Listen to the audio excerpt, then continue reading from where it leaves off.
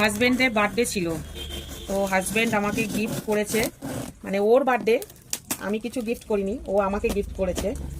কি গিফট করেছে সেটা সারপ্রাইজ রেখেছে, দেখি কি করেছে, কি গিফট, কি আছে এর মধ্যে।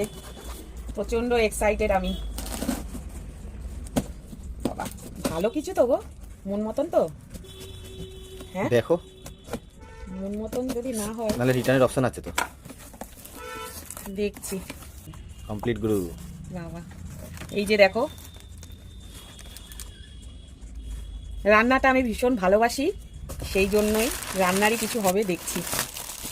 প্যাকেজিং তো খুব ভালো। বাবা, খুব ভারী গো। এরকম করে এর জামাগুলোকে ছিঁড়ে ফেলি। কেন, কাঁচি দিয়ে কেটে দাও। এ বাবা, ও এটাই গিফট। এটাই গিফট, হ্যাঁ, হতেই পারে না।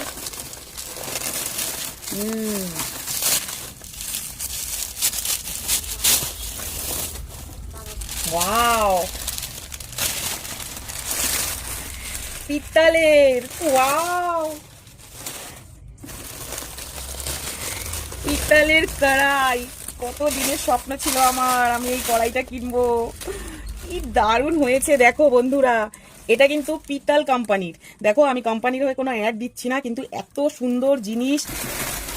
আর কিছু, ও ক্লিনার, ওইটা ক্লিনার, একটা ক্লিনার এর মধ্যে রয়েছে। আর কিছু নেই। ছিল একটা ছোট মতন ঢাকনির যে মাথাগুলো, মাথাটা না এটা। ও দাঁড়াও, একটু কাটি।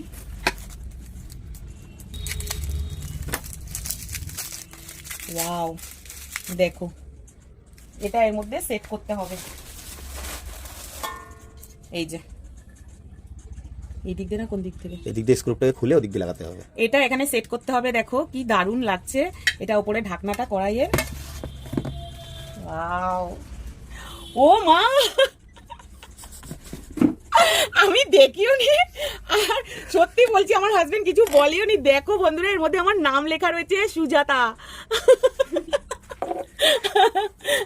সবাই বলে না আমার জিনিস আমার জিনিস, কড়াতে আমার নাম লেখা রয়েছে Sujata. I am so happy.